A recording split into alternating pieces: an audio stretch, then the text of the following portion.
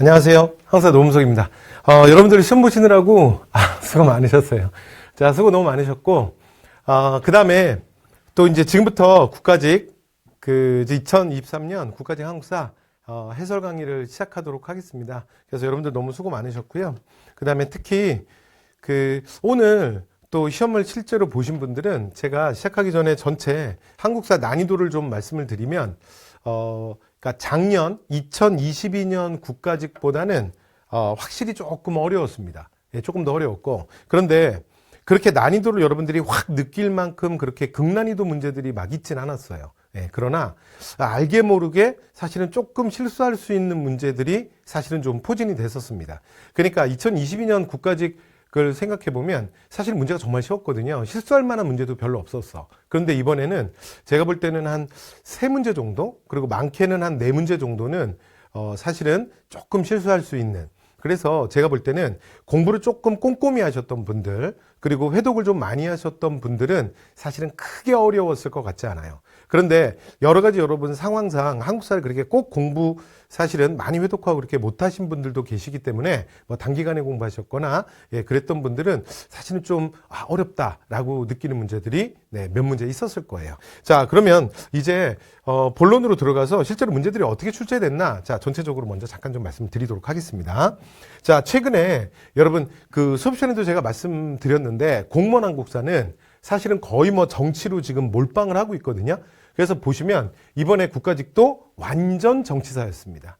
그래서 경제사 같은 경우에는 한문항, 그리고 이 한문항은 뭐 제가 이제 해설하면서 좀 이따 말씀드리겠지만 여러분 정말 시간 없으면 요즘에는 경제사의 문화사가 많이 안 나오니까, 그러니까 막판에 진짜 찍어가도 된다. 그래서 실제로 정말 나올 만한 것만 찍어라. 그래서 자, 만약에 경제사를 본다면 누가 뭐래도 조세제도, 토지제도, 그리고 조세제도를 본다면 조세제도의 출제율 1위는 누구야? 대동법이잖아. 그래서 그 대동법 문제가 나왔습니다. 됐죠? 자, 이렇게 문제가 나왔고, 그 다음에 사실은 요번에 조금, 그러니까 여러분들이 실수가 있거나 조금 어렵다라고 느낄 수 있는 게 문화사가 2문제가 나왔어요. 8번, 9번. 근데 제가 좀 이따 이제 문화사 해설을 하면서 말씀드리겠지만 8번, 9번 문화사 문제는 사실은 완전히 어려운 문제는 아니야.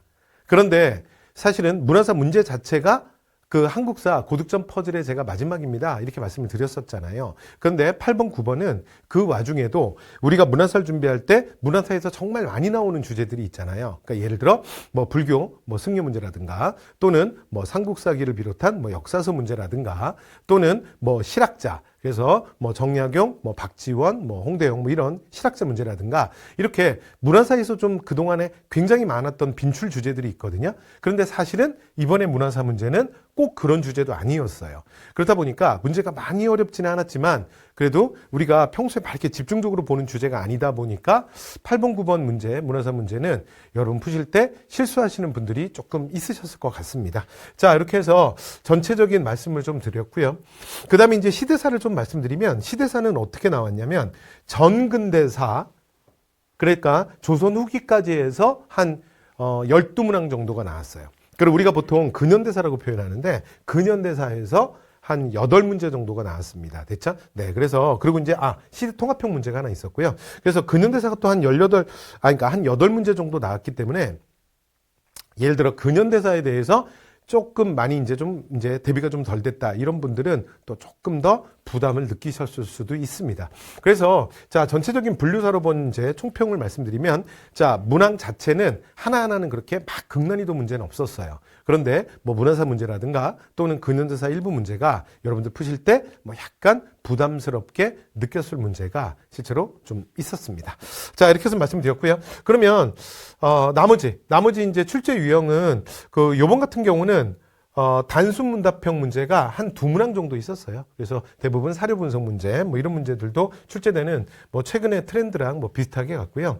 그 다음에 변별력이 있는 문항. 그러니까 제가 볼 때는 여러분들이 조금 실수할 수 있었던 그런 문제들, 그래서 한 3문제?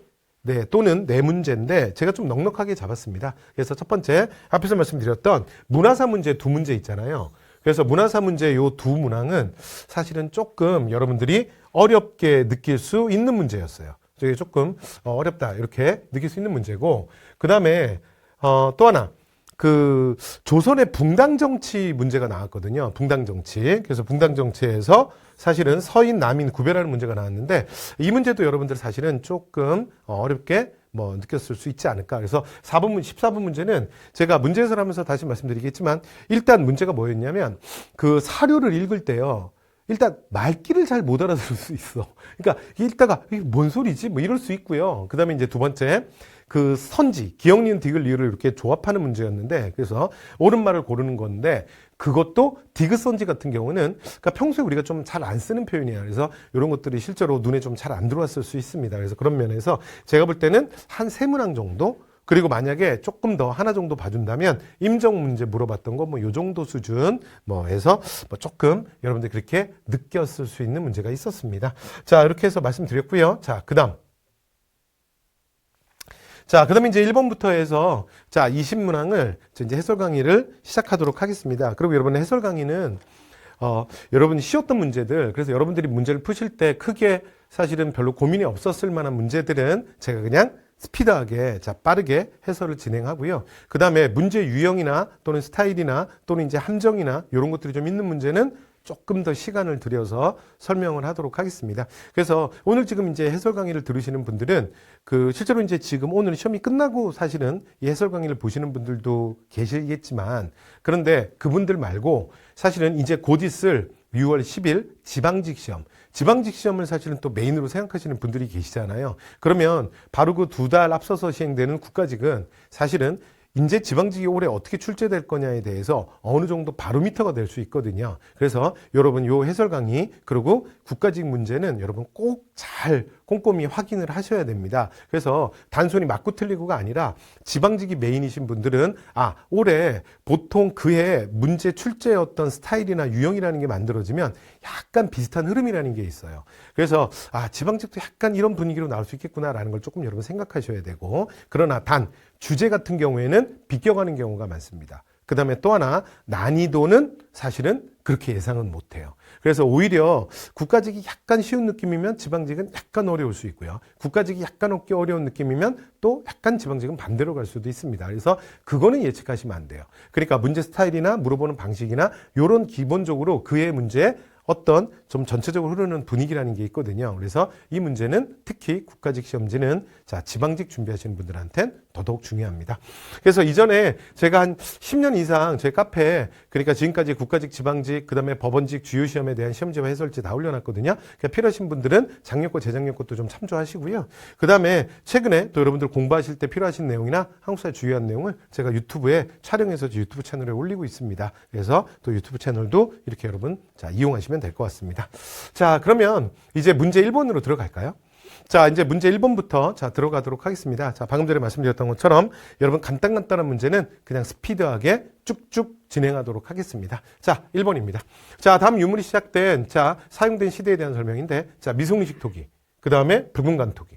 끝났는데 뭐예요? 청동기. 됐죠? 그래서 뭐 더 설명이 필요 없는 것 같아요. 자, 그래서 여기는 청동기.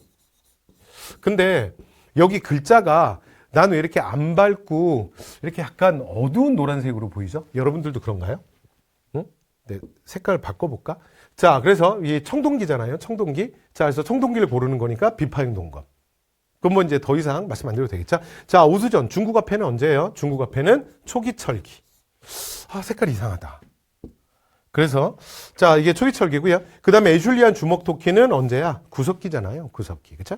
자, 그 다음에 철이 많이 생산돼서 낙랑과 왜 수출했다. 그러면 자, 지금 철이 아예 나와 있잖아. 그러니까 언제예요? 철기시대네. 그쵸? 자, 그래서 우리가 뭐 사만 뭐 이런 거 이제 표현할 때 그쵸? 사만 중에 변한 그러면 뭐 이런 얘기들 했죠.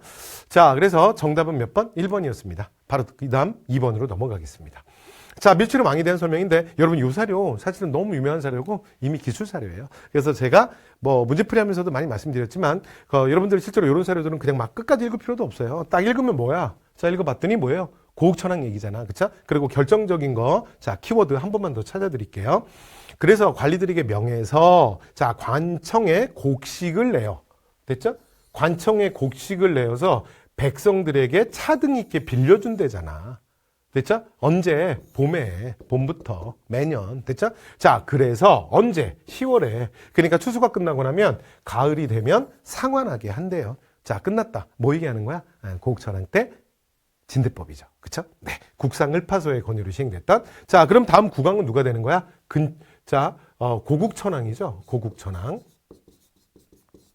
그래서 지금 자 문제는 고국천황 문제입니다. 자 그럼 이제 고르는 건데 문제가 너무 쉬워요. 지금 위에가 진대법 얘기인데 그냥 진대법이 바로 있네요. 그래서 정답 몇 번? 2번. 됐죠? 자 낙랑 추출하는 건 누구야? 미천왕이죠. 자 그다음 백제 침입으로 전사했다. 그러면 고국에 원망받을 사유가 많은 사람. 그래서 고국 원왕 사유예요. 자 영락이라는 독자적 요노 이러면 광개토지. 광개토. 됐죠? 자, 그래서 정답 몇 번이다? 2번. 여러분, 이건 고대 정치에서 나온 문제인데, 삼국의 발전과 항쟁, 출제율 전체 1위 단원입니다. 그리고 문제도 쉬워요. 그래서 이런 문제에서는 절대 실수가 있으시면 안 됩니다. 자, 3번 갑니다. 자, 가에 대한 설명인데, 자, 신돈이 가를 설치하자고 요청했대. 끝났네요. 자, 그래서, 자, 고대 정치 출제율 1, 2위. 쌍벽을 이루는 게 뭐라 그랬어요? 자, 고려 초기 국왕의 업적. 그래서 태조, 광종, 성종. 그죠? 자, 그리고 또 하나가 뭐야? 바로 고려 후기. 그래서 공민왕과 원간섭기. 자, 그런데 신돈이 지금 가를 설치하자 그랬대. 끝났네요. 그럼 신돈을 발탁한 건 공민왕. 그래서 자, 신돈에게 설치해서 이제 많은 이제 사실은 그 개혁 추진하면서 운영을 맡겼던 게 뭐예요? 가에 들어간 말이 전민, 변정, 도감이지. 그치? 자, 그래서 지금 가는 뭐냐면 전민, 변정, 도감이에요. 그쵸? 그러면 자 전면변정 도감이니까 자 전면변정 도감에 대한 이제 설명을 옳은 걸 고르래요. 자 가볼게요. 자 시전에 물가를 감독하니 이렇게 말하면 뭐야? 고려시대는 뭐예요? 경시서죠. 경시서. 자 그다음에 2번 국가재정 출납과 회계 업무를 담당했다. 그럼 이건 고려의 3사입니다. 그러니까 조선의 언론 3사 얘기하는 거 아니에요. 단순 회계 업무하는. 그다음에 정답이네요. 됐죠? 전면변정 도감이 하는 일이 뭐야? 그래서 자 백성과 그 다음에 땅과 백성을 원래 바른 상태로 돌리는 임시기구죠. 자, 그래서 정답 몇 번? 3번이었습니다. 자, 부족한 녹봉 보충하고자 관료에게 녹과전을 지급했다. 이거는 그 1271년에 그러니까 1270년 원간섭 그 비기를 이제 넘어가고 저기 개경환도를 한 다음에 원간섭기로 막 넘어갈 때 있잖아요. 그때 자 국가가 대무항쟁을 마치고 공무원들한테 월급 줄 게 없으니까 마지막 비상금을 꺼냈던 거야. 됐죠? 그래서 이건 언제예요? 고려 원종 때 얘기지. 됐죠? 오케이. 자 이렇게 해서 자 정답 몇 번이다? 정답 3번이었습니다. 됐죠? 자 그래서 굉장히 많이 나오는 주제. 3번은 절대 틀리면 안 되는 문제예요. 자 그 다음 4번으로 갈게요. 자, 다음과 같은 인물에 대한 건데, 여러분, 요 지금 4번 주제 있잖아. 이 주제가 예전에 고려 정치, 중세 정치에서 굉장히 많이 나왔던 주제거든? 그런데 한동안 좀 뜸하다가 최근 3년만 보면 여러분 이거 지금 계속 나오고 있어요. 그쵸? 이 작년에도 나왔잖아. 그러니까 작년에도 지방직 구급에서 의외로 실수가 조금 많았던 엄청 어렵진 않았는데 그래도 조금 변별력이 있었던 대표적인 문제가 거란의 2차 침입. 그래서 그 거란의 2차 침입과 관련된 강조 문제 기억나세요? 근데 이거 또 거란이야. 이번에는 거란 중에도 자 지금까지 가장 많이 나왔던 누가 뭐래도 거란의 1차, 2차, 3차 중에 출제율 1위는 누구야? 무조건 1차 침입. 서희, 강동육주. 그렇죠? 자 지금 말하고 있는 이 인물. 자 그래서 바로 이곳은 고구려의 땅이야. 그리고 압록강의 우리 지역인데 여진이 지금 거길 점거해서 그러니까 당신들 거란이랑 우리가 못 만나서 그렇지 어찌 사이가 좋지 않겠냐. 그리고 우리 고려가 고구려에게 생한 나라인데 그런데 고구려 땅인 평양 땅을 내놓으라는 게 말이 되냐. 이렇게 이제 서희가 그러니까 적장 소손용을 만나서 외교談판을 하잖아. 그런데 이 소손용이 되게 귀염둥이죠. 그래서 서희가 설명하면 여러분 소손용이 다 알아듣는다 그랬잖아. 기억나세요? 그래서 그랬구나. 그랬구나. 내가 오해를 했구나. 기억나세요? 자, 그래서 결국은 어떻게 하냐면 여진을 거란이 몰아내 주잖아요. 그리고 원래 있었던 여진의 근거지를 뺏어서 그 지역을 이제 강동육주라고 하는데 서희한테 선물로 주고 소손용이 돌아가잖아요. 귀염둥이 소손용. 기억나시죠? 자, 그러면 이제 이 인물은 누구예요? 서희. 그러면 서희에 대한 설명으로 옳은 거니까 자, 정답이 뭐야? 4번이지. 그쵸? 자, 그래서 자, 서희가 강동육주를 피 한 방울 흘리지 않고 외교談판으로 얻어낸 거죠. 그래서 여러분 우리가 오늘날 외교를 이렇게 얘기하잖아. 외교는 사실은 총성 없는 전쟁터예요. 그래서 뭐 내가 외교는 진짜 얄짤 없습니다. 그러니까 내가 뭐 이 사람한테 무언가를 주면 나중에 주겠지. 그런 거 없어요. 됐죠? 그러니까 지금 거란한테 강도용주를 그냥 고려가 그냥 꽁으로 얻었잖아. 그러면 다음에 또 거란 입장에서는 고려가 뭘 주겠다. 그런 거 없어. 외교에 그런 게 없어. 먹으면 땡이야. 이해됐죠? 그래서 오늘날 자 이제 현재 대한민국도 외교를 어떻게 해야 되는지를 보여주는 자 외교관의 모델인 사람이죠. 됐죠? 근데 정답 4번이었습니다. 자 나머지 오답 선지 좀 보겠습니다. 자 목종을 폐위했다. 그럼 오 이거 장년 기출이다. 그지? 이게 뭐예요? 이게 강조의 정변. 그래서 이것 때문에 자 몽고의 2차 침입이잖아. 자 귀주 나왔네요. 자 그러면 3차 침입이네. 자 그래서 이번에는 뭐야? 이번엔 누구예요? 강감찬. 그쵸? 자, 그 다음 여진을 몰아내고 동북구성이 이렇게 말하면 누구야? 이렇게 말하면 이건 예종 때 윤관이잖아요. 그쵸? 자, 그래서 정답 몇 번이에요? 4번이었습니다. 자, 그 다음 갑니다. 자, 5번 갑니다. 미추신 이곳에 대한 건데, 여러분, 제가 오늘 시험 끝나고 해설 강의를 준비할 때 학원에서 이제 아침 수업을 하고 이렇게 시험 끝나고 막 이렇게 빨리 오시는 분들이 있더라고요. 그래서 그분들 만나서 좀 잠깐 뭐 몇 마디 얘기를 나눴는데, 근데 이제 아깝게 요거 틀렸다는 사람이 있더라고요. 됐죠? 그래서 이 문제는 여러분 5번 문제는 제가 마지막 동영에서도 제가 여러분께 당부드렸던 거 기억나십니까? 그래서 요즘에 문화재 문제, 유네스코를 중심으로 해서 전체 문화재 문제랑 그 다음에 그 지역사 문제는 최근에 한 문제씩 많이 나온다. 최소한 국가직, 지방직 2개 합쳐서 무조건 한 문제는 나온다. 됐죠? 그러니까 보셔야 됩니다. 그래서 제가 마지막 동영상 때 여러분 보내드리기 전에 조그만하게 이렇게 지도 하나 만들어가지고 페이지 A4로 한 장 만들어가지고 주요 지역사도 이렇게 정리했던 거 기억나? 그리고 마지막 동영 문제에서도 이거 제가 아주 비슷한 문제 또 풀어드렸던 거 기억나세요? 그래서 지금까지 지역사 문제에서 제일 많이 나왔던 게 지금 이곳 장수왕이 여기로 수도를 천도했대. 묘청이 여기로 천도하자 그랬대. 어디 얘기하는 거야? 서경. 평양 얘기하잖아. 그쵸? 그래서 우리 동영 때도 여러분 평양 문제 풀었었어요. 그리고 자 마지막에도 제가 다시 한번 보셔라. 그러고서 제가 페이퍼로 좀 한 장짜리로 좀 짧게 해갖고 간단하게 정리해 드렸죠. 그 문제 나왔네요. 자 쌍송총관부입니다. 자 쌍송총관부는 어디에 있는 거야? 이거 철령 이북이잖아. 철령 이북. 됐죠? 그래서 이게 함경도 영흥 지방이에요. 됐죠? 그러니까 우리가 보통 철령 이북 뭐 이렇게 얘기하지. 자 망이망소의 나는 어디야? 그래서 지금까지 기출문제에서 여러분 선지 2번도 기출문제 풀어보신 분들은 이전에 지역사 문제에서 오답선지로 굉장히 많이 나왔었어. 이번에도 오답선지네. 자, 이건 어디예요? 공주 명학소에서 일어나잖아. 그쵸? 자, 그 다음에 제너럴 쇼문호 사건이 발달해. 정답이네요. 됐죠? 자, 제너럴 쇼문호 어디야? 평양. 됐죠? 그래서 여러분 신미학료 때, 이제 신미학료 공부할 때 조심하셔야 되는 게 이건 우리가 그 대원군 할 때 하잖아요. 그쵸? 그래서 이 신미학료라는 건 그러니까 사건의 원인과 결과가 5년이 벌어져 있어. 특이한 사건이지. 근데 또 하나, 왜냐면 원인이 터졌는데 바로 뭔가 사건이 터지는 게 아니라 5년 있다 터져요. 됐죠? 주의. 그 다음에 또 하나가 뭐였냐면 원인이 되는 장소랑 결과도 달라요. 사건의 원인은 제너럴 쇼모노. 이건 어디야? 평양인데. 근데 미국 이제 그러니까 로저스 제독이 미 아예 해병대까지 끌고 온다 그랬잖아. 그래서 쳐들어온 지역은 어디야? 강화도. 그렇죠? 네, 그래서 이 사건 좀 특이하다 이렇게 많이 말씀드렸죠. 정답 몇 번이에요? 3번이었습니다. 자, 그 다음에 4번에 조선 형평사. 자, 이건 어디야? 경남 진주예요. 경남 진주. 됐죠? 자, 그래서 정답 몇 번이다? 3번이었습니다. 자, 이렇게 되는 문제였어요. 자, 그 다음에 이제 6번 가겠습니다. 6번.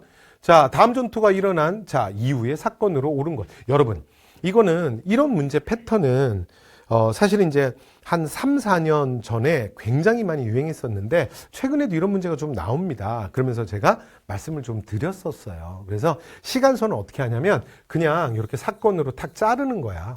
됐죠? 그래서 그 사건 뭐라고요? 이후. 여기까지 됐죠? 그래서 이런 문제들은 사실은 만약에 지금 이 문제 근데 어렵진 않거든요. 근데 나중에 혹시 지방직이라도 이런 문제가 나온다면 이런 문제 유형은 또 반복돼서 나올 겁니다. 그래서 노트장 찍어 놓으셔야 돼요. 그러니까 이런 문제들은 만약에 주어진 사료가 좀 어렵다. 주어진 자료를 내가 잘 못 읽겠다. 그래도 정답 나온다 그랬잖아. 그러니까 이 사건 이유기 때문에 이렇게 하나, 둘, 셋, 네 개 중에 뭐가 답일 수밖에 없다 그랬어요. 가장 나중에 일어난 사건이 답일 수밖에 없는 거야. 그러니까 이 문제는 여러분 보시면 매소성 전투. 그러니까 문무왕 때 통일 과정에서 통일 퍼즐을 맞추는 매소성 기벌포 전투. 그런데 특히 시험에는 제가 통일과정에서도 말씀드렸어요. 이 매소성 전투가 잘 나온다. 왜 그러냐면 이 이근행이 이끌던, 그러니까 실제로 완전히 솔직히 당나라 군대는 아니고, 그러니까 당나라 군대에다가 그러니까 그 북방 유목민들을 이놈들이 막 모아온 거야. 그러니까 뭐 말가리니 막 이런 애들 있잖아요. 그쵸? 이런 애들 막 모아가지고 신라를 쳐들어왔거든.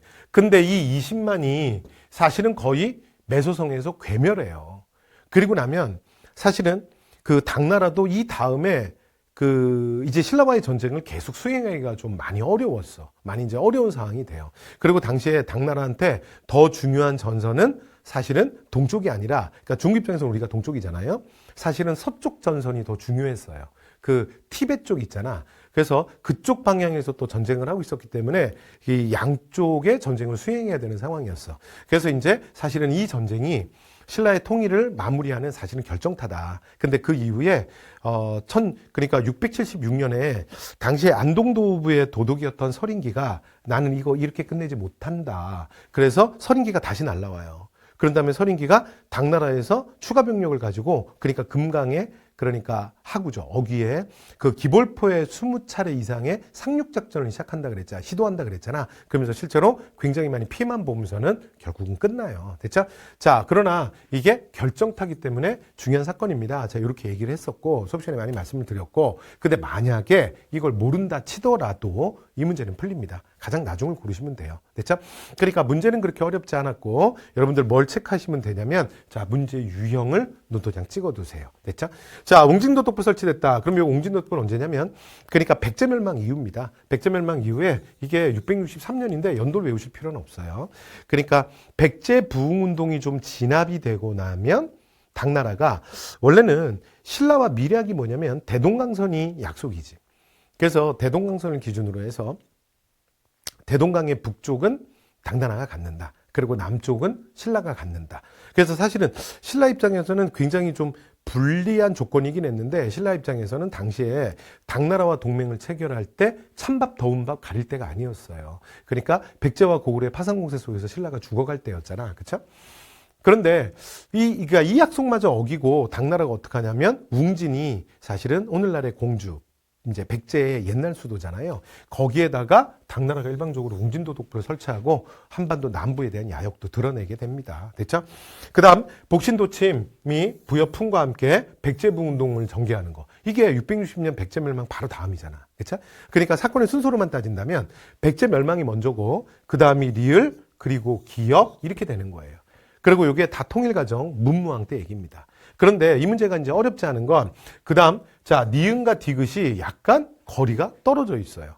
이건 누구예요? 통일이 다 끝나고 나면 신라 중대 왕권 강화의 대표. 누구야? 신문왕이잖아. 그쵸? 7세기 말. 그래서 김음돌 모욕 사건과, 그 다음에 여러분 신문왕 문제는 최근에 기출을 보면 제일 많이 나오는 게 뭐냐면 국학 설치라 그랬잖아. 국학 설립이 제일 많이 나왔다 그랬죠? 그쵸? 자, 그래서 그냥 신문왕 선지가 2개가 나와버렸어요. 그러니까 당연히 이 사건 이유는 문제는 어렵지 않습니다. 자, 신문왕과 관련된, 왜냐하면 기엽과 리을은 통일과정 문무왕 때 얘기니까. 그죠? 자, 그래서 자, 니은과 디귿을 고르시면 되니까, 자, 정답은 3번입니다. 자, 이렇게 되는 문제였어요. 자, 그 다음에 이제 7번 가겠습니다. 자, 다음 사건 순서 시기순으로 바르게 나열한 건데, 여러분 이제 이런 문제는, 이런 문제는 여러분 보시면 요번 시험이 사실은 지금 보면 조금 전에 우리가 고대 정치에서 되게 쉬운 문제, 고국 천학 문제를 봤잖아. 그쵸? 근데 얘도 그래요.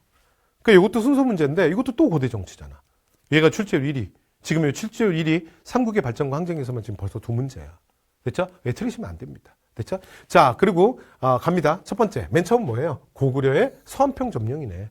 근데 이거 조금 전에 여러분 서한평 점령하고 낭낭 축출하잖아. 그래서 앞에 문제, 고국천왕 문제에도 선지 1번에 이거 있었던 것 같은데. 그쵸? 자, 누구야? 미천왕이죠. 4세기 초 미천왕. AD 311년. 이게 제일 먼저고요. 자, 그 다음에 여러분 신라 6세기 트리오. 똘똘한 국왕 3명이 연속으로 등장하면서 신라가 전혀 다른 나라가 되잖아. 기억나세요? 지증, 법흥, 진흥. 그래서 정복 1, 2, 3. 그럼 어떻게 된다고? 우상국? 금강가야?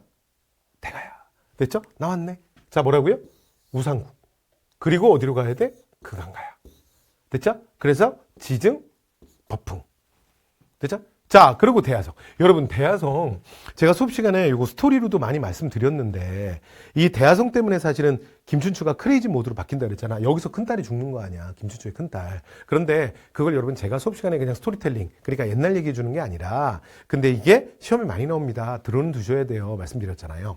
그래서 이 대야성을 점령당하고 이때 김춘추의 딸이 죽잖아요. 그 첫째 사위. 됐죠? 자, 그러면서 그러니까 성주였던 첫째 사위와 딸이 죽는데 이때가 어느 왕 때야? 선동유왕. 그리고 이걸 공격했던 백제 국왕은 누구야? 의자왕. 그럼 이거 몇 세기야? 7세기. 여기까지 됐죠? 자, 그러니까 다가 제일 마지막에 가면 되네요. 됐죠? 그래서 정답 몇 번이다? 3번. 됐죠? 자, 그래서 여러분 이런 문제는 틀리시면 아니 되옵니다. 됐죠? 자, 8번 갑니다. 자, 고려문화. 자, 고려시대 문화유산인데 여러분 이게 요 문제. 8번, 9번을 조금 틀리신 분들이 있을 수 있을 것 같아요. 그러니까 이 문제는 문제 자체가 정말 어렵진 않아. 정말 어렵진 않는데, 앞에서 제가 소대에서 잠깐 말씀드렸던 것처럼, 우리가 이제 문화사를 정리할 때, 보통은, 그러니까 우리가 이제 문화사가 워낙 이제 어렵고 내용이 좀 방대하다 보니까, 그러니까 좀 많이 나오는 주제로 좀 먼저 정리를 하잖아요. 그런데 그때 보통은 일반적으로 좀 덜 다루는 주제야. 됐죠? 그러니까 여기서 그나마 제일 유명한 게 직지죠, 직지. 그렇죠? 고려시대 직지는 1377년 우왕 때 만들어졌고 유네스코 세계 기록문화유산에 등재됐잖아. 그래서 세계에서 가장 오래된 금속활자본이잖아요. 됐죠? 그러니까 이거는 제가 수업 시간에도 말씀드렸다시피 마지막 시간에도 또 얘기했어요. 그러니까 유네스코 문화유산 문제는 최근에 좀 문화유산, 문화재 이런 것들이 잘 나온다. 그러니까 눈여겨보셔라. 그러니까 4번 같은 것들은 완전히 예상됐던 주제야. 그러니까 이제 요거는 뭐 당연히 맞췄을 거고. 근데 문제는 요 위에서 지금 옳지 않은 걸 고르셔야 되잖아요. 그쵸? 그러니까 요런 데서 순간적으로 실수가 있을 수 있다고요. 자, 첫 번째 볼게요. 1번. 자, 송불사 응진전은 자, 다포양식이다. 그러면 사실 이 말 맞거든요. 그런데 중요한 건 우리가 실제로 공부를 할 때는 저걸 막 외우진 않아요. 그러니까 중요한 건 뭐냐면 14세기 이후에 원나라의 영향을 받아서 만들어지는 그 공포 배치 방식이 그 다포식 건물들이 있잖아. 그 나중에 조선까지 이어지죠. 근데 그게 중요한 게 아니라 사실은 고려 시대에 그러니까 대표하는 건축 양식은 13세기 우리가 주심포 양식이라고 그래서 보통 기억을 해요. 그래서 주심포 양식은 이것도 작년에 출제가 됐죠. 그래서 안동 봉정사 극락전, 그 다음 영주 부석사 무량수전, 예산 수덕사 대웅전. 요 세 개, 주심포 건물 3개 우리가 무조건 외우잖아. 근데 이거는 보통 안 외우는 다포식이 나왔어요. 그러니까 여기 탁 요 선지를 봤을 때 사실은 여러분이 탁 외우고 있는 게 아니고 약간 자신감이 떨어질 수 있었어. 두 번째. 그럼 요건 정답을 어떻게 잡느냐? 이렇게 잡아야 돼. 옳지 않은 거잖아. 그러니까 옳지 않은 선지를 그냥 정확하게 잡아서 그냥 답을 잡으시면 돼요. 자, 가볼게요. 월정사 팔각 구층석 답은 자, 누구의 영향이다? 원나라. 여러분, 나 이거 수업 시간에 많이 말씀드렸는데 기억나시죠? 그래서 저랑 자, 수업했던 분들은 요거 다 맞췄지? 그러니까 탑은 그러니까 부처의 사리를 보관하는 부처님 그 자체잖아. 그래서 예배 대상이야. 그래서 이 우주는 음과 양, 오행으로 이루어져 있는데 모든 것들이 음과 양이 있잖아요. 근데 숫자도 양의 숫자가 있고 음의 숫자가 있는데 양의 숫자가 홀수라 그랬잖아. 근데 부처는 음으로 표현할 수 없거든.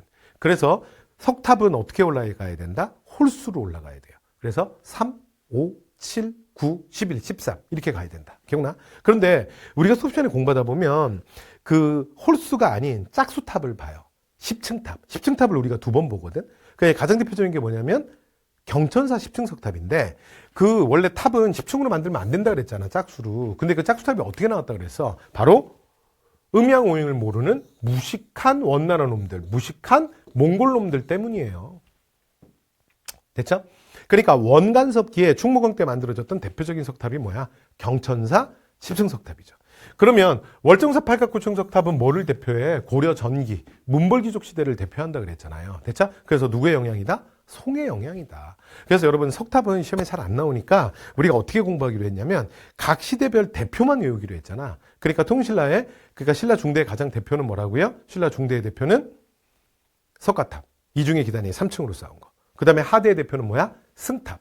근데 신라 승탑에 여기 바로 그 문제야. 통신라 승탑을 대표하는 게 뭐예요? 통일신라니까 뭐라고요? 쌍봉사 철감선사 승탑이라 그랬잖아.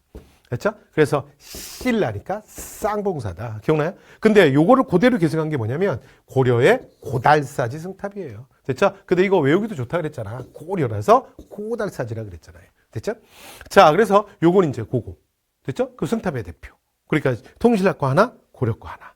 그 다음에 고려 전기탑의 대표가 뭐라고요? 송나라의 영향을 받은 월정사 팔각구층. 그 다음에 고려 후기의 대표가 뭐라고요? 원나라, 몽골의 영향을 받은 경천사 10층석탑. 이렇게 되는 거야. 그러니까 뭐가 틀렸어요? 지금 2번이 자 원의 영향이 아니라 송나라 영향이잖아. 틀렸잖아요. 원나라 영향 받은 건 뭐야? 경천사 10층석탑. 자, 그래서 정답은 몇 번이에요? 자, 옳지 않은 걸 고르는 거니까 자 1번, 3번, 그러니까 4번이 다 맞는 말이네. 그래서 정답 몇 번? 2번. 이렇게 되는 문제였어요. 이렇게 됐죠? 자, 그래서 자 8번 문제는 사실은 조금 여러분들 이게 문화사고 그러니까 보통 많이 안 나오는 주제이기 때문에 여러분 조금 어렵게 느꼈을 수 있어요. 자, 9번 갑니다. 자, 이제 지도와 천문도. 여러분 지도 문제가 오랜만에 나왔습니다. 그러니까 원래 천문도 문제는 잘 나오는 문제가 아니고요. 그러니까 제가 볼 때는 이 문제는 그냥 지도 문제야. 지도 문제인데 출제자가 그런 것 같아. 내 생각에는 그냥 지도를 내다가, 그죠? 지도를 내다가 낼 만한 지도가 좀 하나 부족하다고 생각했나 봐. 됐죠? 그냥 여기다가 조선 방역 지도 같은 거 그냥 넣어도 되는데 근데 이게 지도가 낼 게 없는데 아니면은 이 천상열차 분야 지도라는 요 지도를 내고 싶었나 봐. 그래서 문제를 지도에다가 지금 천문도가 하나 들어와 있잖아, 선지가. 그래서 지도와 천문도 문제가 이렇게 됐네요. 됐죠? 자, 문제 들어갑니다. 자, 대동요 지도는 거리를 알 수 있도록 자, 심리마다 방점, 눈금을 표시했는데 이걸 뭐라 그러냐면 얘를 방점이라고 부릅니다. 됐죠? 네, 그래서 대동요 지도의 가장 대표적인 특징이다. 그리고 김종호의 대동요 지도의 대표적인 특징들을 제가 몇 가지 얘기했잖아요. 첫 번째는 뭐라고요? 목판. 됐죠? 그래서 목판으로 대행세가 가능해. 그러면 두 번째, 자, 분첩 결접식이야. 그래서 22개로 접혀. 그래서 휴대가 간편해. 쫙 탁탁탁탁탁 깊이면 자, 큰 지도가 되는 거야. 자, 그다음에 세 번째가 심리마다 눈금을 표시해서 거리를 알 수 있게 했다고요. 그래서 이 세 가지 특징 정도 기억하시면 되고. 자, 그런데 실제로 그러니까 우리나라 조선 후기 지도에서 출제율 1위는 그러나 뭐라 그랬어요? 동국지도라 그랬잖아. 그렇죠? 그래서 자, 정상기의 동국지도는 시간도 좀 기억해 두세요. 이게 18세기 영조 때입니다. 그리고 정상기의 동국지도는 굉장히 중요한 의미가 뭐냐면 바로 백리척, 우리나라 역사상 축척이라는 개념을 처음으로 사용한 지도입니다. 이런 말씀 제가 드렸잖아. 그렇죠? 자, 그래서 나중에 이런 정상기의 동지도는 고산자 김종호한테도 영향을 줍니다. 뭐 이렇게 말씀을 드렸고요. 자, 그런데 그러니까 지도 문제 중에 역대 공무원 시험에서는 출제율 1위가 뭐라 그랬어요? 대동여 지도도 아니고 동지도도 아니고 뭐다? 조선 초, 그러니까 15세기 태종 때 만들어졌던 자, 혼일 강리 역대국도 지도예요. 그러니까 지도 문제에서는 실제로는 태종 때 혼일 강력대국도 지도가 출제율 1위다. 제가 이런 말씀 드렸잖아요. 그래서 2번은 출제율 1위. 그 예상됐던 지도가 나왔어요. 자, 중국에서 들여온 꼭 이거 잘 읽어야 돼. 됐죠? 자, 뭐의 영향? 고려망국전도. 그래서 고려망국전도 언제야? 야, 이거 완전 조선 후기야. 됐죠? 그리고 이거 만든 사람은 누구냐면 예수의 선교사. 그러니까 서양 선교사였던 마테오 리치예요. 됐죠? 그래서 마테오 리치가 만든 세계 지도잖아. 그래서 이게 나중에 이제 외란 이후에 우리나라의 전례가 되면서 사실은 조선인들의 세계관을 바꾸는데도 좀 영향을 끼쳐. 왜 그러냐면 그 전까지는 우리가 뭐라고 생각했냐면 항상 세상의 중심 그냥 중국이라고 생각했거든. 근데 세계 지도를 딱 펼쳐놓고 보니까 중국도 뭐야? 그러니까 세계 수많은 나라 중에 그냥 하나인 거죠. 됐죠? 자, 이렇게 해서 혼일강리역대 지도 이게 뭐야? 그러니까 참고를 할 수가 없죠. 시간이 안 맞잖아. 말이 안 되잖아. 그래서 혼일강리역대 지도는 원래 원나라에 있었던 혼일강리도 됐죠? 네. 그 다음에 성광교피도 이런 것들을 이제 참조로 해서 태종 때 이회가 한반도와 일본 부분만 추가로 그려 넣으면서 태종 시기에 완성되는 지도입니다. 됐죠? 자, 그래서 15세기 지도가 어떻게 조선 후기 마테오 리치의 영향을 받아요? 말도 안 되죠. 그래서 2번이 틀렸어요. 되죠? 자, 그 다음에 3번 천상열차 분야 지도는 자, 여러분 제가 이거 수업 시간에 많이 말씀드렸는데 이게 태조가 시험에 실제로 나올 게 별로 없잖아요. 그래서 이건 뭘 기억해 주시냐면 이거 언제다? 태조 이성계 때야. 왜냐하면 태조 이성계 때가 실제로 뭐 시험에 나오는 게 별로 없잖아요. 그렇죠? 자, 그래서 정책에서는 뭘 기억해 달라? 도첩제. 됐죠? 네, 도첩제, 억불정책. 그 다음에 문화에서는 이제 고구려의 천문도를 흙 묘석에 그러니까 음각으로 이렇게 파가지고 새기잖아. 됐죠? 자, 이게 서정열차 분효지도입니다. 그래서 자, 하늘을 여러 구역으로 나누고 별자리를 표시했다. 맞아요. 그래서 그냥 그러려니 하시면 되고, 그래서 봐봐. 분야. 이렇게 자, 파트별로 좀 나누어서 그렸습니다. 그러니까 됐죠? 자, 그래서 자, 틀린 건 뭐다? 틀린 거 고르는 거니까 2번이었습니다. 10번 갈까요? 자, 다음 가에 대한 설명입니다. 자, 임진왜란 이후에 여러분 이거 좀 전에 내가 설명했었는데, 그치? 그러니까 임진왜란 이후에 자, 유성룡도 이런 얘기를 했고, 그러다가 결론은 뭐라고요? 그래서 68년 좌이정, 그러니까 1608년, 그러니까 1608년 17세기 스타트 누구야? 광해. 됐죠? 그래서 광해 때, 자, 당시에 재상, 이원익의 건의로 처음으로 실시가 됐어. 이 제도가. 어떻게 실시됐어? 민결, 토지에다가, 땅이죠, 땅. 토지에다가 뭘? 쌀을 걷었대요. 됐죠? 끝났네. 뭐에 대한 얘기야? 대동법. 원래는 이전에는 공납이라 그래서 가우 단위로 집집마다 걷었잖아. 근데 이제 뭐로 바뀐 거예요? 토지 결수에 따라서 1결당 12투. 자, 그래서 조세제도 전체 출제율 1위 누구예요? 대동법. 그리고 문제도 여러분 이게 부정형이기 때문에 절대 틀리시면 아니 되옵니다. 됐죠? 자, 장체박대에 기여했다. 당연하죠. 교환경제가 활성화되잖아. 됐죠? 교환경제가 활성화되니까 장시나 상품화폐 경제 뭐 이거 다 발달하는 거죠. 자, 조심해야죠. 결작비. 자, 결작은 뭐 한 게 있어? 결작은 영조가 균역법 시행하면서 하잖아. 그죠? 자, 틀렸고요. 자, 그 다음에 공납의 폐단 막기 위해서고, 그 다음에 공인이 등장하잖아요. 맞죠? 정답 몇 번? 2번. 됐죠? 그래서 절대 틀리시면 안 됩니다. 됐죠? 그래서 경제 문제 요거 하나 나왔고, 조세제도, 출제율 1위, 대동법. 됐죠? 자, 그 다음에 이제 9번 문제 갑니다. 가인물이에요. 자, 이것도 최근에 보면 옳지 않은 거, 이거 부정형이니까 틀리면 안 돼요. 그런데 이거 계속 나왔던 거예요. 되세요? 그래서 이 문제는 대부분 다 맞췄을 것 같아요. 그래서 근은에서 약한 분들도 제가 이제 실제로 현장에서 수업을 해보면 보통 대원군은 잘 맞추더라고요. 그쵸? 자, 봤더니 뭐에 대한 얘기야? 지금 뭐 철폐한다고요? 소원 철폐? 끝났네? 뭐에 대한 얘기야? 대원군, 소원 철폐. 자, 사창제 맞잖아. 대전해통 맞잖아. 잘 읽어야지. 강화하는 게 아니라 뭐라고요? 폐지 축소하잖아요. 됐죠? 네, 그래서 사실은 19세기 세도정치라는 정치가 왜 가능했냐면 이 비변사라는 그 비정상적 사실 기구 때문이에요. 그래서 서울의 명문가 몇 개가 연대해서 비변사만 딱 장악하면 조선이 손안에 들어오는 거야. 그러니까 대웅군 입장에선 세도정치를 깨기 위해서는 비변사 무조건 깨야 되는 거야. 됐죠? 자, 뭐가 틀렸어요? 3번이 틀렸죠. 그 다음에 통상수의 거부정책이야. 뭐 너무 당연하잖아요. 그죠? 자, 정답 몇 번? 3번이었습니다. 12번 갈까요? 자, 다음 같은 선포. 여러분, 요 문제 있잖아. 이 문제는 그렇게 많이 어려운 문제는 아니야. 그래서 제가 처음에 서두에 여러분 제가 변별력 있는 문제를 3문제 정도 보여드릴까 하다가 한 문제 좀 더 넣었다 그랬잖아. 마지막에 고민해서 넣은 게 이거야. 왜냐면 실제로 현장에서 여러분이 조금 틀릴 수도 있을 것 같아요. 좀 틀릴 수도 있을 것 같은데, 다음 선포문. 자, 대한민국은 민주공화국이다. 그래서 지금 요 사료는 뭐냐면, 대한민국 임시헌장입니다. 됐죠? 이제 제 교재에도 있죠. 임시헌장. 그럼 문제가 뭐로 바뀐 거야? 대한민국 임시정부로 바뀐 거예요. 그래서 이게 무슨 문제예요? 임시정부 문제네. 그쵸? 자, 임시정부 문제인데, 자, 갑니다. 자, 이거 이제 빠르게 급하게 만들다 보니까 오타 났다. 그쵸? 이게 독립공채겠지? 자, 독립공채 바로 왔잖아요. 기관 기억해야 돼요. 그러니까 독립신문은 독립발표만 있는 게 아니야. 어디에도 있어. 어디에도 있어? 임시정부도 독립신문 가능했다. 됐죠? 그 다음에 사료편찬소에서 한일 관련 사료집도 만들었다. 요건 문화에서는 임시정부는 이렇게 2개 정도는 기억해달라. 말씀드렸잖아. 그 다음에 비밀행정조직인 연통제. 그쵸? 연통부. 맞잖아요. 자, 그 다음에 재정화법을 위해서 전환국. 그래서 틀렸는데요. 그래서 전환국을 언제 만들어? 전환국은 근대 개항기, 그러니까 민시정권의 초기 개화 정책 때 만들잖아. 그래서 이거 언제야? 83년. 그래서 여러분 제가 수업 시간에도 말씀 많이 드렸는데 83년에 초기 개화 정책 할 때, 그러니까 민시정권이 할 때 이게 사실은 어떤 기구들 만드는 거 많다 그랬잖아. 그래서 80년대부터 추진하지만 근데 실제로 뭔가 어떤 기구들이 만들어지는 건 83년이 많다. 그래서 전환국뿐만이 아니라 뭐도 있어? 기기창, 그 다음에 뭐 있어요? 방문국, 그리고 또 뭐 있어? 원산학사, 뭐 이런 거 되게 많잖아요. 그쵸? 자, 그렇게 해서 뭐가 틀렸어요? 4번이 틀렸습니다. 자, 그래서 정답 4번이에요. 그런데 사실은 이게 이제 이런 것들이 이제 순간적으로 딱 눈에 안 보이면 사실 여러분 조금 실수하실 수도 있으셨을 것 같아요. 13번 갈까요? 자, 밀신 나가 집권했던 시기야.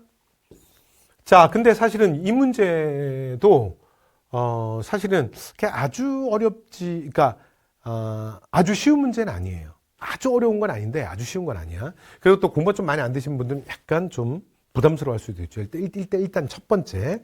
자, 지금 보시는 요 사료는 참고로 말씀드리면 여러분들이 갖고 있는 대부분의 기본서, 그 다음에 일부 책에는 요 사료들은 아마 다 없었을 겁니다. 됐죠? 그래서 지금 이 사료는 1964년에 그러니까 제1의 수출의 날이라는 게 지정이 되거든요. 그러면서 자, 수출의 날을 지정하면서 자, 박정희가 발표했던 거예요. 됐죠? 그러니까 소위 말하는 수출의 날, 그 다음에 뭐라고 말해야 돼? 기념사?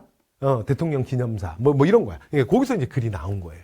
그러니까 보통은 이제 여러분들이 잘 모르는 거죠. 그러니까 요거는 보시고 그냥 적당히 읽어서 그냥 눈치를 푸시면 돼요. 그러니까 나는 지금 어떤 제재 발용해서 우리가 이제 생산활동을 더 활발하게 해야 된대. 됐죠? 잠깐만. 근데 이거 나가 집권했던 시기니까 이 나가 그러니까 조선의 집권자겠죠. 그쵸? 그러니까 정근대 사회라면 국왕일 거고. 그치? 만약에 현대사라면 뭐 최소한 대통령에 준하는 사람이었을 거 아니야. 그죠? 네, 그건 일단 아시겠죠? 발문에 있으니까. 자, 그래서 나는 오늘 제1회 수출의 날 기념식에서 이 기념사를 한다는 거야. 됐죠? 자, 그러면 누구야? 박정희. 자, 문제 들어갑니다. 자, 대통령 직선제 개헌을 추진했다. 여러분, 직선제 개헌은 크게 대표적으로 두 번이에요. 잘 생각해봐. 언제가 있죠? 이승만이 한 번 있잖아. 그러니까 6.25 전쟁 중에 52년에 뭐가 있어요? 52년에 1차 개헌이 있죠. 1차 개헌. 우리가 일명 뭐라 그러냐면 발췌 개헌이라 그러잖아. 그래서 6.25 전쟁 중에 부산에서 갑자기 직선제로 이승만이 바꾸잖아. 그지? 그러니까 그게 있고, 그 다음에 또 하나가 뭐냐면 이게 국민의 염원을 그러니까 결국은 정부가 수락하게 돼요. 그래서 87년, 그러니까 6월 민주화 운동의 결과로, 그죠? 그래서 87년에 자, 9차 개헌. 그지? 그러니까 9차 개헌을 통해서 또 직선제가 되잖아. 그러니까 이게 직선제 개헌이 대표적으로 이렇게 이제 한 두 번 정도 있거든요. 됐죠? 자, 그런데 박정희가 직선제 개헌을 추진했다? 박정희는 없어요. 됐죠? 네, 그래서 B 틀렸는데. 자, 두 번째, 3.1 민주국선언. 이거 조심해야 돼. 이런 거 건드리면 안 돼. 이런 거 이제 조심해야지. 그러니까 3.1 민주국선언은 72년에 유신체제가 출범하잖아. 7차 개헌을 하면서. 그러면서 우리가 말하는 70년대 유신체제 반대 운동의 대표야. 근데 이거를 박정희라고 생각하고 순간적으로 박정희 때를 그냥 골라라. 그러고선 순간적으로 제가 볼 때는 이 문제를 틀리신 분들은 실수로 순간적으로 2번 같은 걸 건드릴 수 있어요. 그러면 B 이렇게 되는 거예요. 됐죠? 그러니까 이거는 지금 뭐냐면 이 사람이 나가 집권했을 때 본인이 추진한 거잖아. 이거는 박정희에 반대하는 거 아닙니까? 유신에. 그러니까 지금 이번 건드리시면 안 되죠. 자, 그다음에 반민족 행위 특별조사위원회를 구성했다. 이거는 이제 이승만 정부 때잖아요. 그렇죠? 48년. 자, 그러니까 8월에 정부 수립되고 그다음에 9월에 반민법 제정하고 그다음에 10월에 바로 반민특위 바로 구성하고 그다음에 자, 이제 처벌 위한 여러 가지 조사 뭐 이런 것들이 이제 진행이 되는 거죠. 이승만 정부 때잖아. 자, 그래서 정답 몇 번인 거예요? 자, 베트남 파병이네요. 됐죠? 네, 그래서 브라운 각서. 됐지? 네, 그래서 이걸 통해서 뭐 경제 발전을 이루겠다. 됐죠? 네, 그다음에 뭐 방공 라인을 완성하겠다. 뭐 이런 거죠. 자, 그래서 1965년 그리고 브라운 각서는 66년. 자, 그러니까 박정희랑 관련된 건 몇 번? 4번이잖아요. 그렇죠? 정답 4번이었습니다. 자, 그다음 14번 가겠습니다. 자, 다음 상소한 인물인데 인물이 속한 붕당이야. 그래서 여러분 지금 이제 14번 문제는 붕당 정치 문제예요. 그런데 이 문제는 제가 볼 때 가장 어려운 거, 그러니까 여러분이 실수할 만한 거 3개 골라라. 그럼 저는 8번, 9번, 14번이라고. 됐죠? 얘가 사실 좀 어려워. 일단은 첫 번째. 제가 앞에서 말씀드렸다시피 이 표현 있죠? 디귿. 이거 우리가 보통 잘 안 쓰는 표현이야. 이거 교과서에도 없는 표현이야. 근데 생각해보면 말이 틀리진 않아. 됐죠? 근데 좀 이 표현 자체가, 문장 자체가 좀 낯설다는 거야. 그 다음에 두 번째, 이 사료. 이 사료도 대부분 여러분 못 보셨을걸요? 그러니까 이 사료는 알아서 푸는 게 아니야. 그러니까 그러니까 이 사료는 딱복딱 이렇게 이게 아니에요. 이게 아니라, 그러니까 읽고 대충 말귀를 알아들어야 돼. 말귀를. 됐죠? 그런데 문제는 이거를 순간적으로 잘못 읽잖아? 잘못 읽으면, 그러니까 이게 사료가, 그러니까 선지가 누가 더 눈에 잘 들어오냐면, 보세요. 인조반정으로 주도했다 누구야? 서인. 그죠? 그 다음에 이의와 성원의 문인 누구야? 서인. 그러니까 이렇게 두 개가 지금 서인이잖아요. 그러니까 이게 잘못하면, 잘못 읽으면 지금 니은 리을이 눈에 확 들어와. 그러면 답이 어디로 가냐면 3번으로 가는 거야. 그러면서 망하는 거야. 그러니까 이거는 잘 읽어야 돼. 침착하게. 그래서 여러분 보시면, 자, 지금 상수에서 이르기를 자참찬, 그러니까 그러니까 신이 자참찬 송중길이 올린 어쩌고 저쩌고 차자라는 게 뭐냐면 그냥 둘째 아들. 그래서 뭐 상복의 절차에 대해서 뭐 어쩌고저쩌고 했는데 신과 차이가 있대. 그런데 여기서 여러분 가장 대표적인 서인이 송시열, 송중길이잖아. 그러니까 이건 순간적으로 잘 읽어야 돼. 그러니까 지금 이 말은 뭐냐면 지금 말하는 사람이 자신을 신이라고 표현했을 거 아니야. 그런데 송중길의 생각과 누가 다르다는 거야. 신과의 생각이 다르다는 거잖아. 맞죠? 그러면서 뭐라고 그랬냐면 송중길이 3년상을 입는 까닭을 어쩌고 저쩌고 얘기했는데 그게 아니다야. 그러니까 송중길의 생각이 틀리다야. 그러면서 뭐라고 얘기하냐면 지금 자기 생각을 얘기하는 거야. 그러니까 무엇보다도 중요한 건 할아버지와 아버지의 뒤를 이어서 그 다음이 왕위에 올랐다면 그럼 이것이 정체야. 그리고 이게 조선의 국왕인 거지. 그러니까 조선의 국왕이 반드시 첫째이기 때문에 3년복을 입는 건 아니라는 거지. 왜냐면 지금까지 조선에 여러분 이게 17세기 현종 때 예송이라는 거는 이제 대충 읽어도 무슨 말인지는 아시잖아요. 그런데 이제 언제 우리가 왕을 가지고 3년상을 치렀지 왕이 첫째 아들이냐 둘째 아들이냐를 따졌냐. 아니 태종은 그럼 첫째 아들이야? 태종은 다섯째 아들 아니야? 아니 세종은 셋째 아들이잖아. 그러니까 우리가 그런 걸 언제 따졌냐. 그래서 왕위의 법통을 이어간다면 할아버지 아버지에 이어서 그러면 3년복을 입는 거지. 그게 꼭 첫째 아들이기 때문이 아니라는 거야. 그러니까 지금 앞에 송중길이 무슨 얘기를 했냐면 첫째 아들이 아니라 차자, 둘째 아들 아니냐. 됐죠? 그래서 그러니까 실제로 송중길이 지금 이렇게 얘기했으니까 그 표현은 틀린 거다. 제가 생각하기에는 왕을 이었으면 정통으로 인정해야 된다. 무슨 말인지 아시겠어요? 그러면 지금 이 글을 말하는 신은 누구야? 신은 서인 송중길이 지금 사실은 장자가 아니니까 예의 단계를 한 단계 낮춰야 된다라는 서인의 의견을 반박하는, 그러니까 이 신은 누가 되는 거예요? 남인이 되는 거야. 됐죠? 그러니까 남인을 골라야 돼. 근데 이걸 순간적으로 잘못 읽으면 또 니은 디귿이 눈에 잘 들어온다고. 그러니까 이건 딱 우리가 일반적으로 쓰는 표현이잖아요. 그렇죠? 그래서 니은, 리을, 따당 해서 3번. 그럼 망하는 거야. 됐죠? 그래서 이 문제는 그러니까 특히 또 시험장에 가면 시간이 막 쫓기잖아요. 그러니까 여러분 막 급하게 해갖고 막 또 이게 안 보던 건데 막 하는데 막 헷갈리는데 이게 탁탁 눈에 들어오면 실수할 수 있는 문제예요. 그러니까 제가 볼 때는 14번은 실제로 오답률이 좀 아마 조금 높을 수 있습니다. 그래서 자 가볼게요. 남인을 고르니까 기사왕국으로 정권을 장악했다. 맞는 말이죠. 됐죠? 자 그래서 이거는 이제 서인이니까 틀렸고, 그 다음에 정조시기의 탕평정치의 한 축을 이뤘다. 우리가 잘 쓰는 표현은 아닌데 근데 뭐 맞는 말이잖아. 왜냐면 이제 우리가 벽파와 시파라는 얘기를 하는데 시파의 한 축은 그러니까 노론 강경파들이고 그 다음에 시파의 가장 주류는 사실은 남인 계열이잖아요. 그래서 그 시기를 대표하는, 그러니까 정조 시기를 대표하는 명재상이었던 최재공도 아주 대표적인 남인이죠. 남인. 그죠? 자 그러니까 남인이니까 실제로 답은 뭐가 되는 거야? 기역과 디귿이 돼야 돼요. 그래서 정답은 3번 건드리시면 안 되고 어디로 가야 돼? 2번으로 가야죠. 됐죠? 그래서 제가 볼 때는 지금 이 문제는 사실은 그렇게 쉬운 문제는 아니었습니다. 그래서 막 풀다가 아마 헷갈릴 수 있어요. 됐죠? 네, 정답 2번이었습니다. 15번 갈까요? 자, 나시기에 일어난 사실. 여러분, 이것도 내가 수업 시간에 좀 얘기했죠. 그렇죠? 네, 말한 대로 그대로 나왔어. 원래 근세 정치에서 최근에 출제가 제일 많이 되고 있는 건 15세기 국왕. 특히 세종이 많이 나온다 그랬잖아. 그 다음에 붕당 정치가 생각보다 덜 나온다. 근데 올해 붕당 나왔네. 그죠? 그래서 붕당이 좀 안 나왔으니까 나올 때가 됐다. 내가 이런 말 했잖아요. 그리고 이제 또 하나가 뭐냐면 의외로 또 요즘에 조금 문제가 나오는 게 뭐냐면 16세기 왕들이 좀 나온다. 그러니까 16세기 왕들이 원래 전통적으로 많이 안 나오는데 요즘에는 좀 나온다. 그래서 2022년에도 보면 무슨 문제가 있었냐면 사화가 나왔었잖아요. 그래서 올해 또 자 16세기 국왕들도 한번 확인해 두셔야 됩니다. 근데 보니까 그 얘기네. 그죠? 근데 문제는 선지가 별로 안 어려워. 그래서 여러분 뭐 제가 볼 때 무난히 맞추셨을 것 같아요. 문제 유형만 그러니까 보자고. 자, 삼포회라는 언제야? 16세기 중종이죠. 그 다음 임진왜란은 언제야? 16세기 말. 선조잖아요.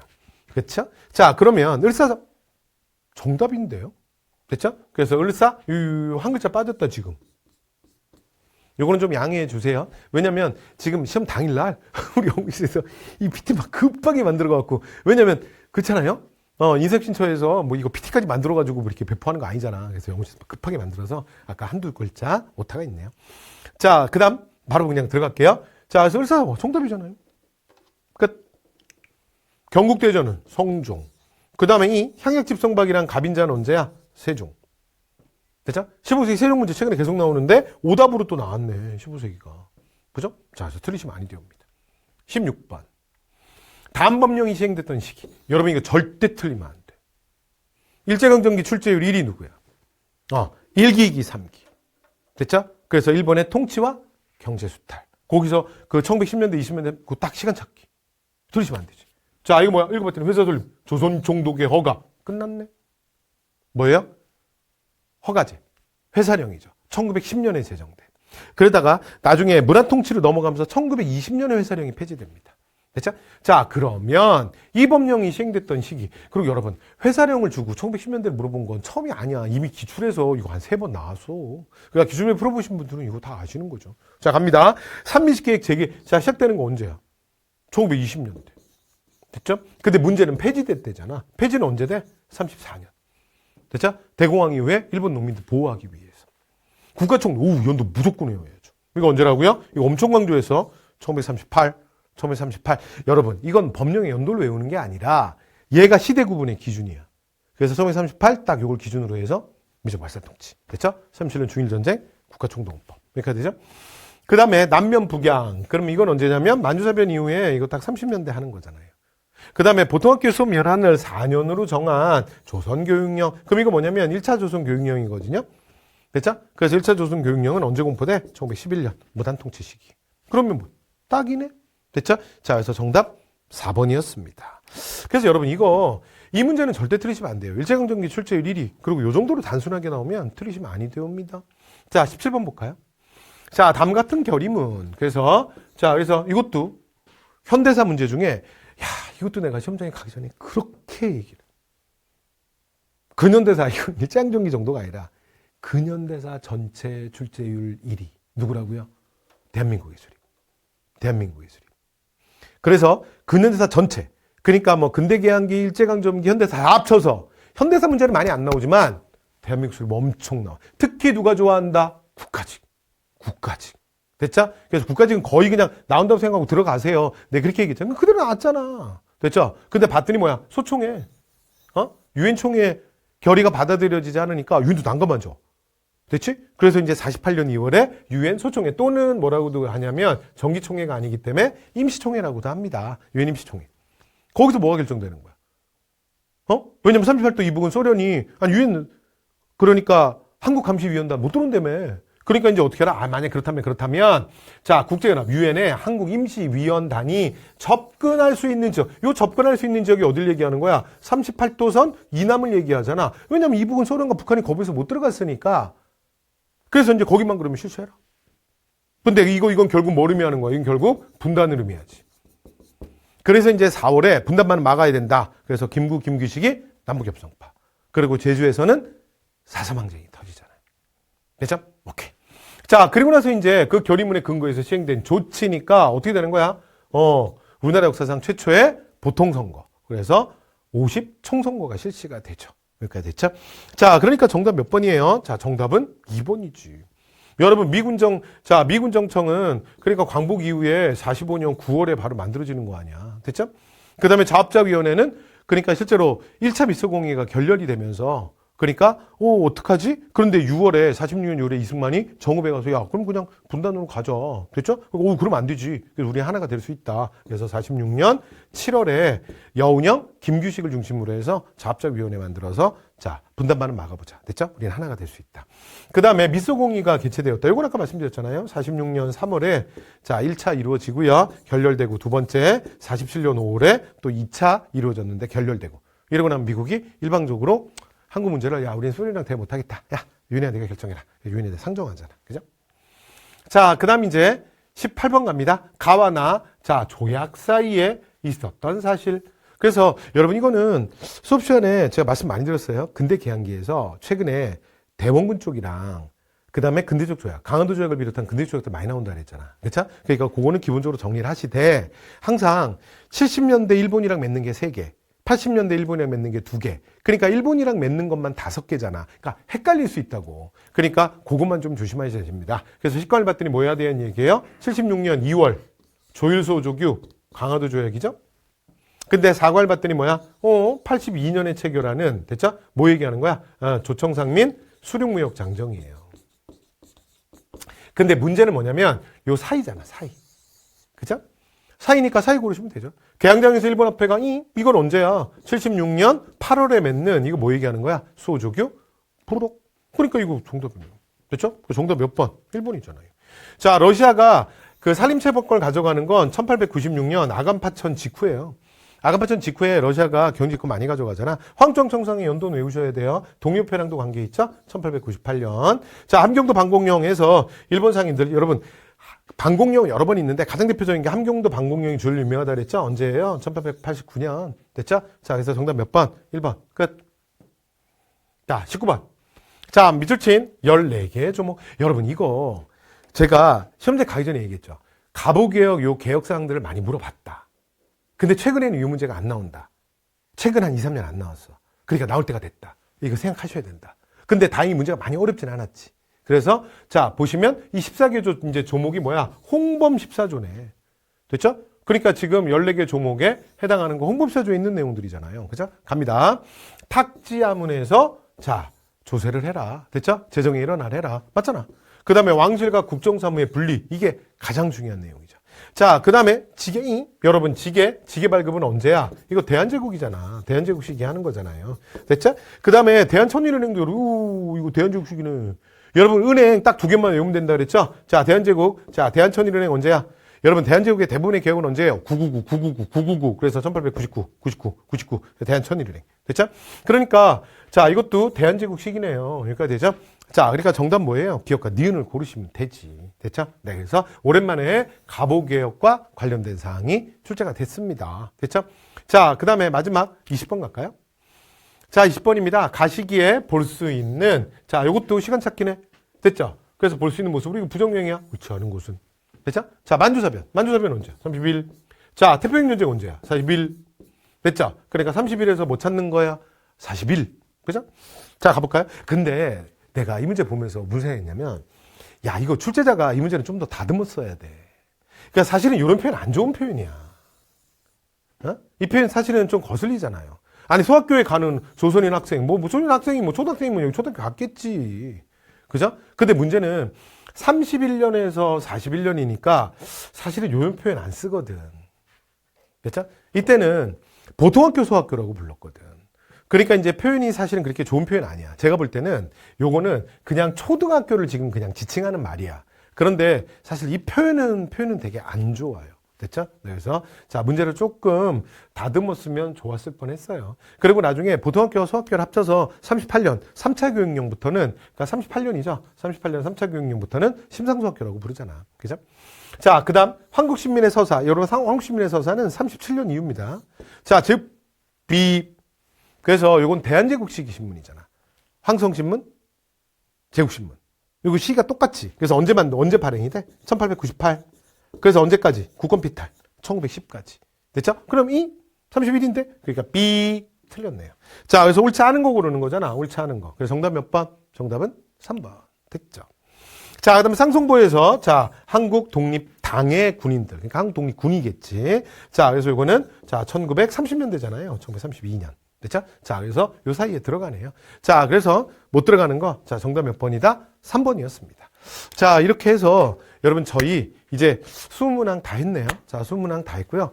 여러분들 시험 보시느라 수고 많으셨습니다. 수고 많으셨고, 그 다음에 문제가 아주 어려운 문제는 없었어요. 제가 처음에 서두에 말씀드렸던 것처럼. 그러나 사실은 여러분 조금만 이제 좀 당황하거나 왜냐면 이제 시험장에서는 그 한국사 특기도 굉장히 빨리 풀어야 되잖아. 그러니까 그렇게 시간 압박을 받으면 조금 실수할 수 있는 문제들이 좀 몇 문항 있었습니다. 네, 그래서 이제 시험을 보신 분들은 그 지난 시험은 잊으시고요. 예, 다음 시험을 준비하시면 됩니다. 그리고 이번에 지방직을 메인으로 준비하시는 분들은, 그리고 이후에 2023년 이후에 시험을 준비하시는 분들은 지금 국가직위 문제가 이제 이렇게 또 출제가 됐으니까 문제의 너무 주제보다도 문제 스타일이나 그다음에 이런 방식으로 물어보는구나 라는 것들을 여러분들이 좀 체크해 두시면 될 것 같고요. 그 다음에 이번에도 문화사 문제가 조금 우리가 평소에 덜 나오던 문제가 나오긴 했어요. 나오긴 했지만, 그러나 그러니까 저희가 수업 시간에 얘기했던 항상 최근에 한국사가 좀 나올 거라고 예상되고 나와야 하는 곳들, 그리고 이제 나올 거다, 그런 데서 지금 계속 나오고 있잖아요. 그래서 제가 수업 시간에도 이런 주제들에 대해서는 이미 말씀을 다 드렸습니다. 됐죠?